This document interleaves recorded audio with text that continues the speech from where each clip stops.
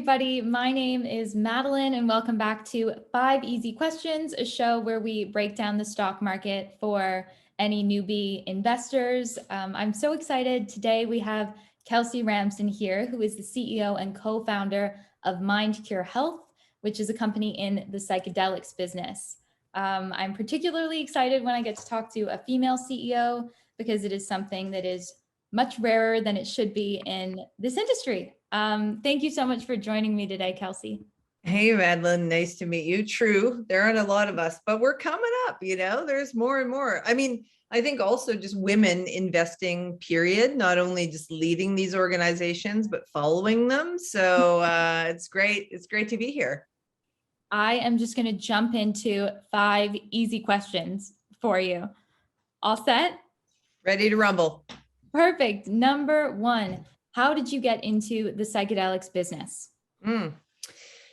Well, I'm not a drug developer by trade or nature. The Google would tell you that I've twice been named Canada's top female entrepreneur for founding and scaling businesses. So I come into this work actually having done all the things a good and successful person would do. You climb the mountaintop, you collect the gold coins, jump the hoops. I thought when I got to the mountaintop, I would feel whole, and I didn't. I felt hollow. So I went into therapy. And being the impatient and driven person that I am, it didn't really seem to be going where I wanted it to. So I became a patient of psychedelic assisted psychotherapy about 4 years ago.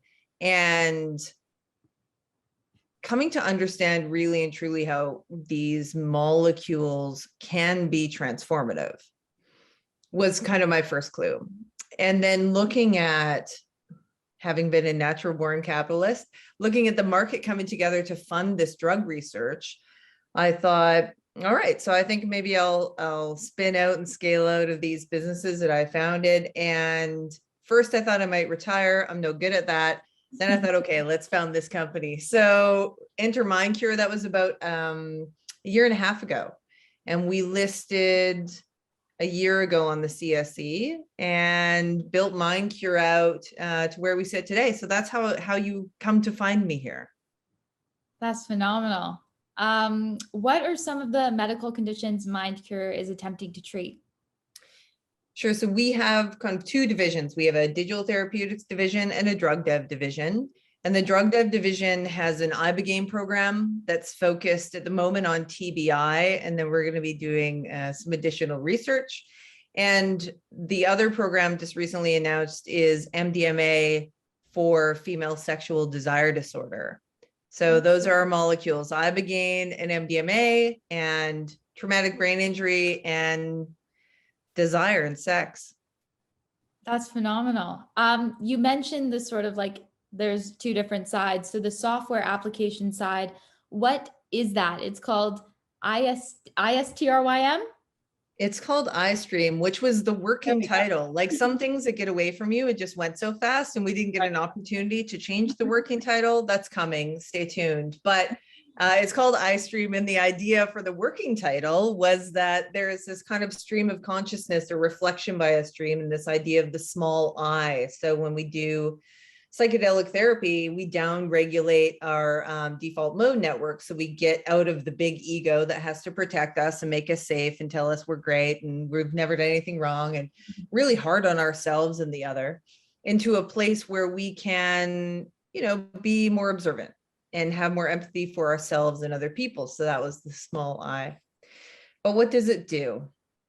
So it's an end-to-end digital therapeutics platform. What that means is digital therapeutics builds a moat around a traditional wellness app, like a Calm or something. Okay. So what we do differently is we onboard therapists and patients to the platform. We can help with some of that prep work for the therapist and the patient. In session, we have some really amazing tools. One of them is driven by biometrics. So you have your wearable on, like your watch or whatever, your Oura ring. And we have this AI music, and we have tracks by molecule. So we have specific music for, say, psilocybin versus ketamine versus MDMA.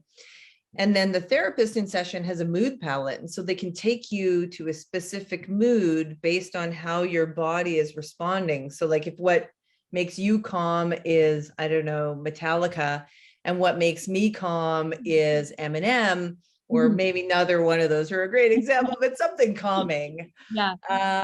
The biometric, our biometric readout will talk with AI, which will drive the music to drive us at sentiment. So it gives therapists a lot, and patients a lot more control over their experience. And we distribute protocols. So if there's a therapist who wants to get access to a new protocol, so right now they're doing, say, ketamine for depression, but they want to start offering ketamine for alcohol use disorder, we distribute protocols down to the clinic level. So, and then we collect all the data.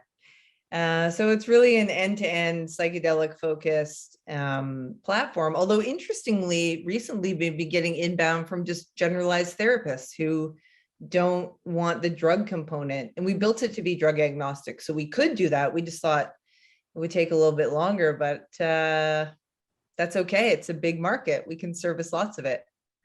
That's amazing. So just this is probably me being naive. Is this all through the app? Is this like a Zoom thing that you do? Yeah, so at the moment, it's all through the app. So we just launched our minimum viable product. We go commercial in Q1, Q2. One of the feature additions over the coming year is this kind of telemedicine, although a lot of therapists already have telemedicine, so it wasn't urgent. Mhm. What was more urgent for us was designing something that was really robust, like these in-system tools. And then we have integration tools like meditation and breath work and natural language process journaling to give you sentiment mapping. And it's really, you know, I like to call it the quantified mind. So if people really want to get to the detail about how and when they're healing and get better outcomes faster, we're the tool they use. That's amazing. This sounds so unique. And It is pretty revolutionary. it's a little bit spiritual to like, Yes. I feel like it's like, that's a nice practice for people too. Yeah, it is. I mean, well, I always kind of say this typical Tuesday. So people who experience psychedelic assisted psychotherapy then get spit out on a typical Tuesday. And, you know, so they've, you know, Yeah. become one with the universe or explored their life trauma or something. And then they have to normalize back into the regular world. And that's challenging. Yeah. So what we're trying to do is, you know, arm those folks with their phone that they already have by providing them some kind of guidance and some kind of understanding and making it ritual and routine to normalize what we in the industry we call integrating what you came to know and see and understand. But in behind that, of course, on the capital model is a whole lot of data that we hope will unlock insurance payments, and that we hope will give us a line of sight into better drug dev, because we can see how what patient populations are performing in which ways, where compliance is, et cetera. So when you geek out on it, there's a whole nother level of how we generate revenue and insight that helps as a drug developer. Oh, that is so exciting. Oh my goodness. My mind is blown. This is amazing. Okay, what else? Oh, how else does MindCure differ from other psychedelic companies? I feel like we kind of touched on this because Yeah, I think one of the things in the market, there are a lot of psychedelics to choose from, which I think is amazing. It just shows there's robust interest in this industry, and a lot of people are financially backing it. I think when we came into it strategically, I wanted to identify, like, I didn't want to be the 29th psilocybin for depression study, and nothing against all those people. Like, that's amazing and do your good work. Right. What I wanted to do was to identify a market that we were uniquely positioned to execute on.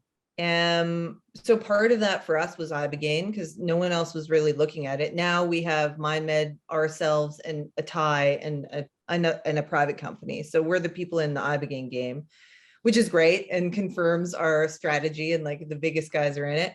And then the second piece was, to your earlier point, I'm the only female CEO in the psychedelics game.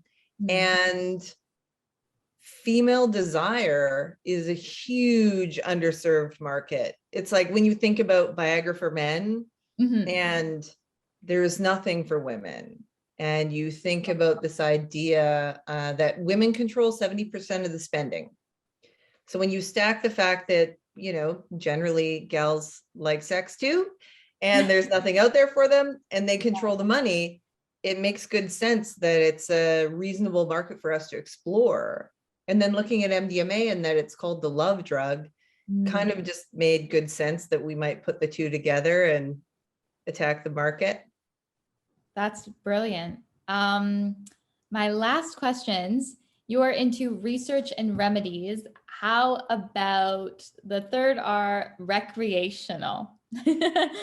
So, I mean, there's a lot of ways to look at this, but the way that I often speak about it is, I think, personally, recreational, I have no problems with it. I think, everybody fill your boots and do your thing. But when we talk about the dosages and some of these molecules that we're working with, like ibogaine is a very if you talk about levels of psychedelia, MDMA would be like a level 1 experience, psilocybin maybe 1, 2, all the way up to like DMT and ibogaine, which would be like a level 5. Right. I liken it to like, it's like driving a Ferrari. And you put someone with a learner's license behind the wheel. And that's not to say we as sovereign individuals and adults are, walking around with mental driver's licenses. But what it is if you have a real condition and you're going to do the dose size that we're talking about, we're not talking about a Friday night dose. Yeah. We're talking about a therapeutic dose. It's very different. I think it's, a little bit fast and loose to be doing that kind of thing in an unregulated kind of environment. So for Mindcure, and where we're focusing our attention is moreover on where we can get multipliers of value out of true drug development. So drug dev and digital therapeutics. That notwithstanding, I think there probably is going to be a large market for recreational psilocybin, et cetera. I'm not sure that it will be legal for quite some time. So, publicly traded, kind of restricted to doing legal things. So we can't be involved. But, for the people who are out there who are starting up their little shop and moving it around the thing when they get busted and shutting down their website because they're selling microdoses, that's a market. Yeah. But for us, we're more focused on the traditional drug dev, like innovating, cutting edge, front of the line, kind of bigger market type things. Legal. A little bit, yeah. Amazing. I have loved this. I think so many people I know personally are going to be so excited and interested in your company. Where should we send them to get more information? Sure. So they can head over to MCUR.com. If they're curious about the Desire Project, which is a sexual research project, on that page, we have videos and ways to start talking with us about that. If they're interested in ibogaine, that's all over there. And on the DTX side, similarly, they can find out all the details. If they want to talk to me, they can tweet at me at Kelsey Ramsden, or they can send me a note on Insta. I kind of live over there in those places. Perfect. Awesome. Thank you so much for taking the time and joining me. This has been so great. Of course. Thanks for having a good chat. Thanks, Madeline.